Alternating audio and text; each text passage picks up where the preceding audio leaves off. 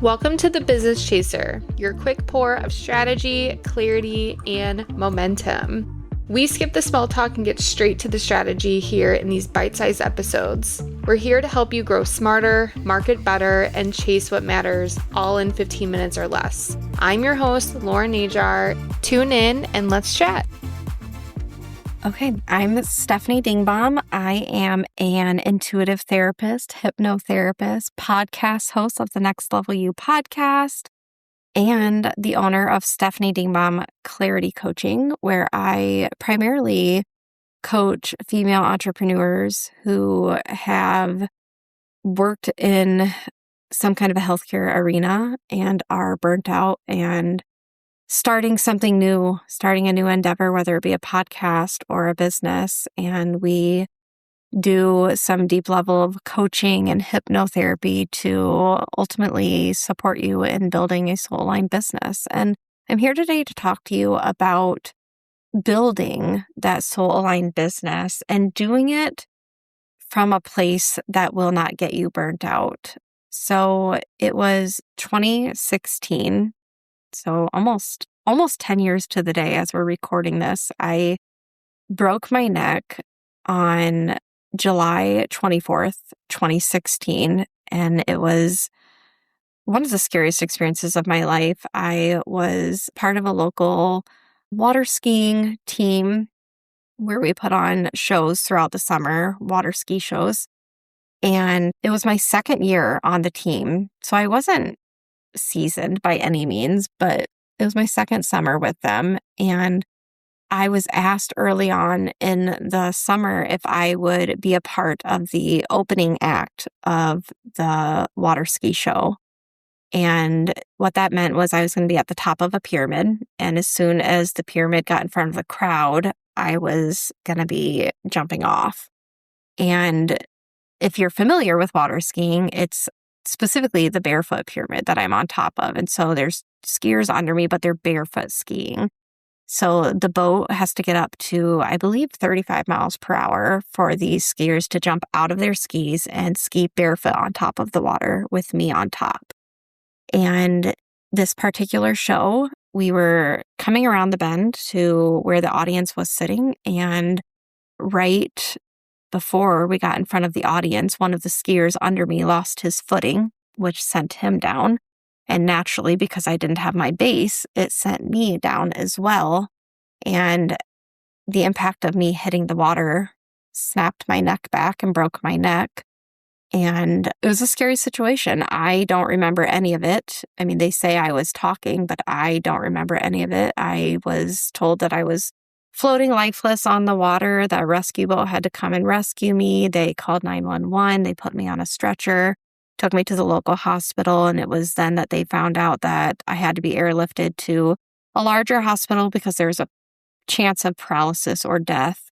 And so I was immediately airlifted to a local university hospital where we did further MRIs and CAT scans to determine what exactly was broken in my neck. And it came to find out that I had broken my C2 vertebrae, which is the vertebrae directly above or directly below the brainstem.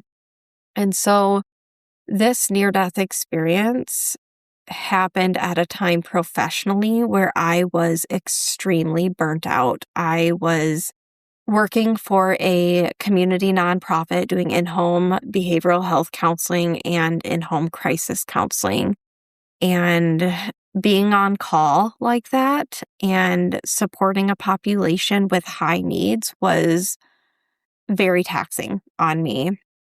And it was still, I was only out of college for 5 years at this point in time. So still pretty green, still kind of learning the ins and the outs of the big girl, real world and having a big girl job and all the things. But I wasn't taking care of myself. I wasn't prioritizing my self-care. I literally had a conversation with my best friend a couple weeks before breaking my neck. And I remember telling her, I was so burnt out that I told her, yeah, we were joking. We were totally joking. But I remember saying, I would just love to have a minor accident. I don't nothing that's going to like land me in the hospital or anything, but just like a minor accident that like requires me to be home for a couple of weeks recovering. Like something where I'm literally forced to not have to work for a couple of weeks.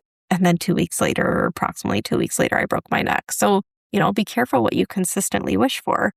But the breaking of the neck was this wake-up call that I didn't know that I needed.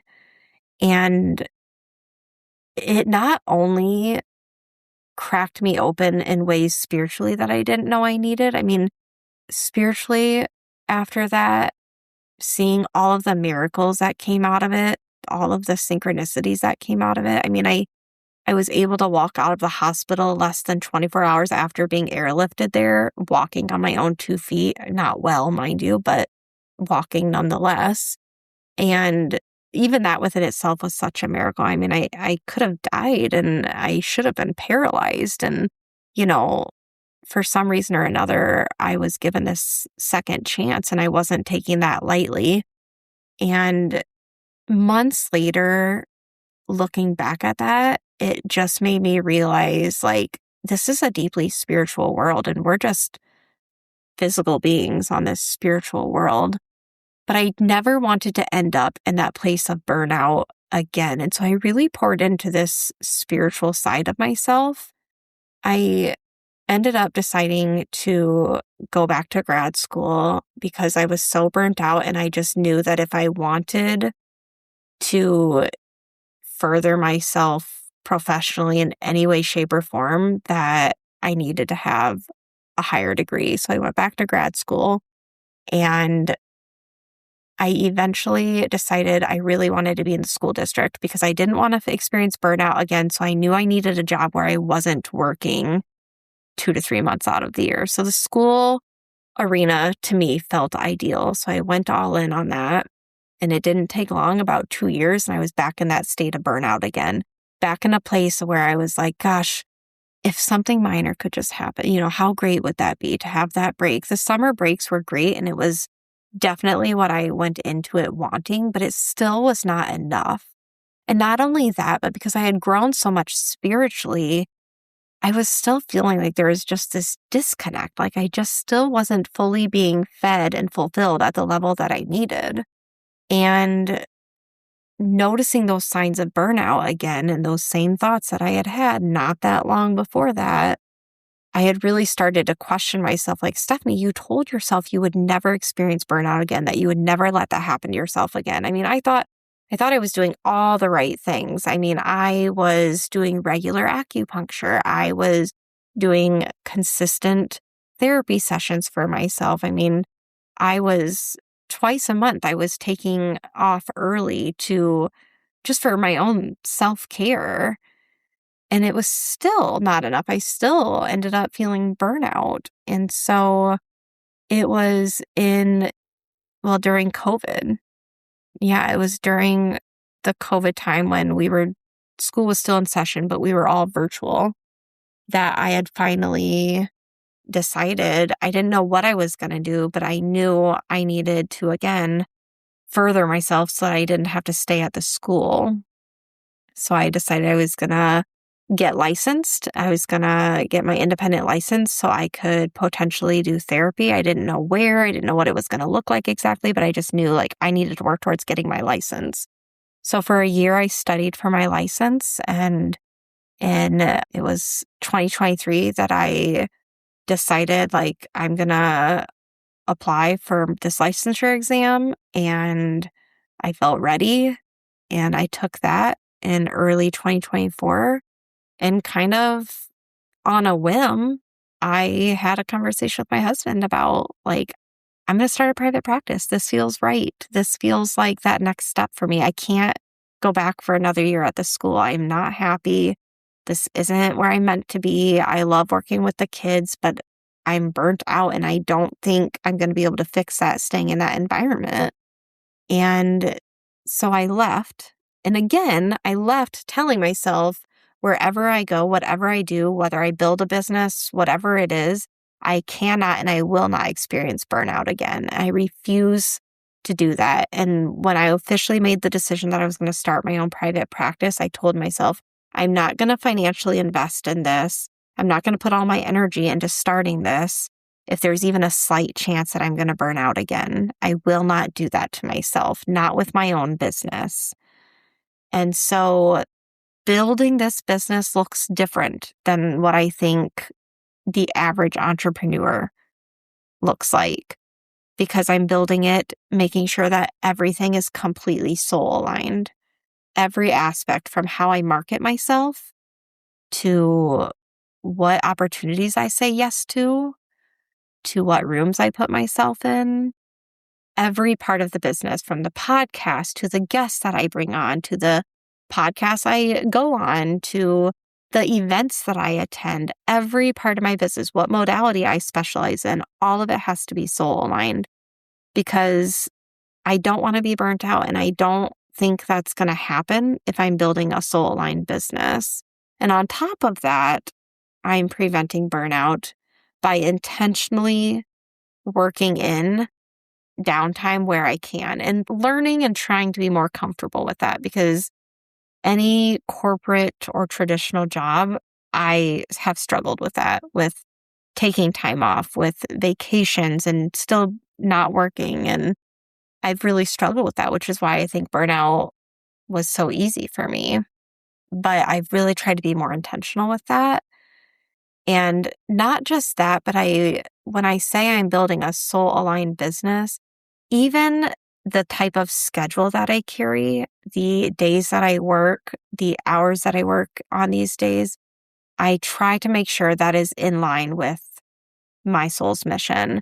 So I really dug into human design. I really dug into astrology more. I really dug into what is truly meant for my soul in this lifetime.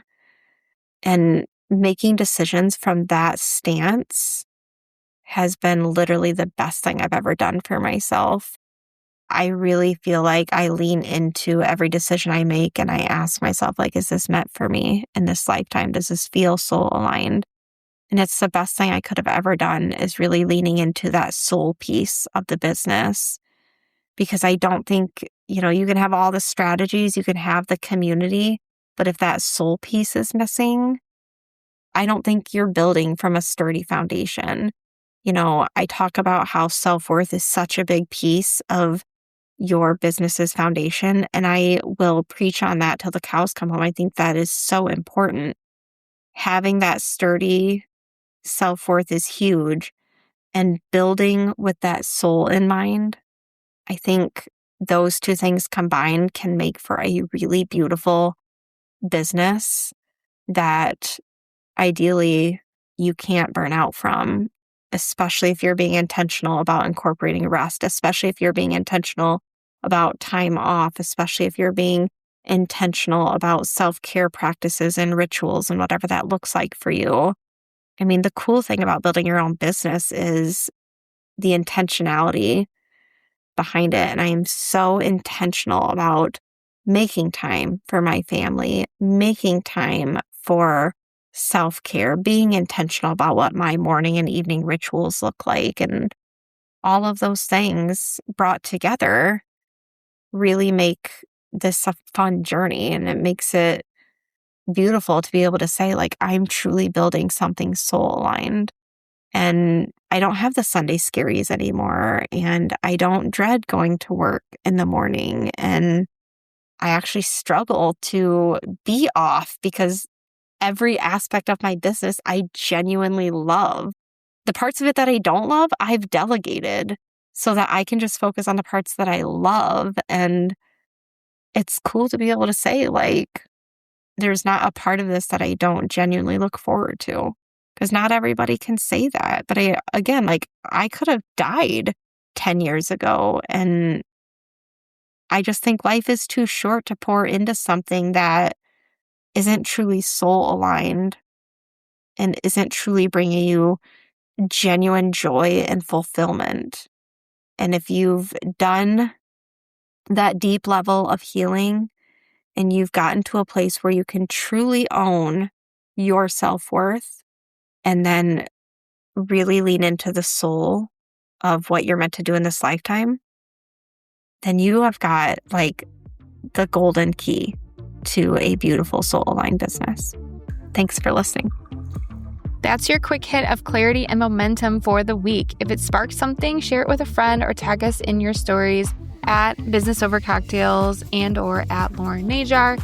We love seeing what resonates. Don't forget, Mondays are for full-length episodes with rich conversations, and Fridays are the Business Chaser episodes. These are bite-sized insights pulled from our guests to keep you inspired and aligned throughout the week. Do you have a question or a takeaway? DM us at Business Over Cocktails. We just might feature it in a future episode. Cheers!